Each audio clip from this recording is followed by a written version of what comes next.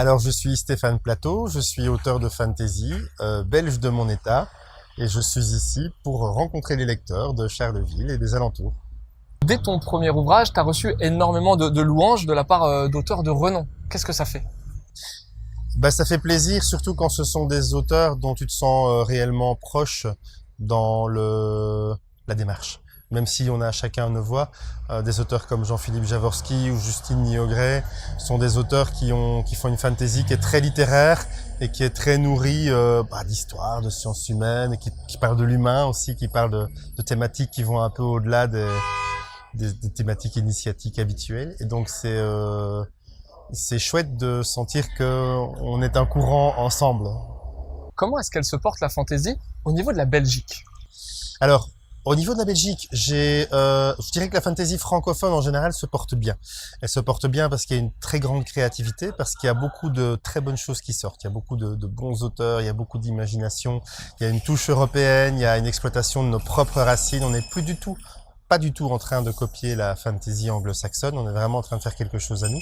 Et en plus, on a la possibilité vraiment de toucher le lectorat parce que traduire un roman ça coûte cher et comme les ventes de livres sont quand même fort tassées, c'est presque plus rentable pour un éditeur, c'est moins risqué de prendre un auteur francophone que de traduire un anglo-saxon. Donc en fait, on a tout à fait notre place dans les rayonnages. Alors en Belgique en particulier, moi je constate que je fais moins le buzz dans mon propre pays qu'en France, que c'est moins suivi.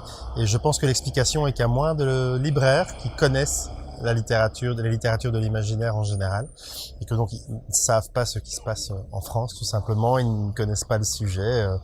Ils ont 2 ou 3 auteurs belges à défendre, mais ils les connaissent pas ou ils ne le savent pas, et puis les auteurs français, ils les connaissent pas non plus, donc je pense que beaucoup de libraires en Belgique qui ont de la fantasy dans leurs romans, dans leur rayonnage, ne connaissent pas Jaworski, ne connaissent pas des tas de très bons auteurs français, et c'est dommage, alors, il y a quelques libraires évidemment qui connaissent le sujet, mais ça manque encore. Alors, il y a peut-être aussi la taille du pays qui veut ça, dans le sens où en France, il y a évidemment beaucoup plus de libraires, en Belgique, il y en a moins, c'est logique. Donc, je sais pas si proportionnellement les gens connaissent moins, mais c'est un peu l'impression que j'ai. C'est que même au niveau du lectorat belge, il y a une moins grande connaissance de la fantasy francophone qu'en France.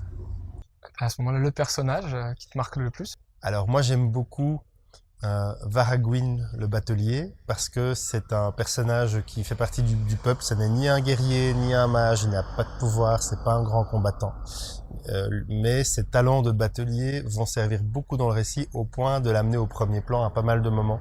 Et quand un personnage du peuple se retrouve à avoir autant d'importance dans le récit que les grands princes ou les mages, et franchement c'est le cas à pas mal de moments, moi ça me fait plaisir parce que je me dis que le monde est vraiment vivant, qu'on est un peu hors des archétypes, et que que les personnages du peuple ont vraiment leur place au festin des héros.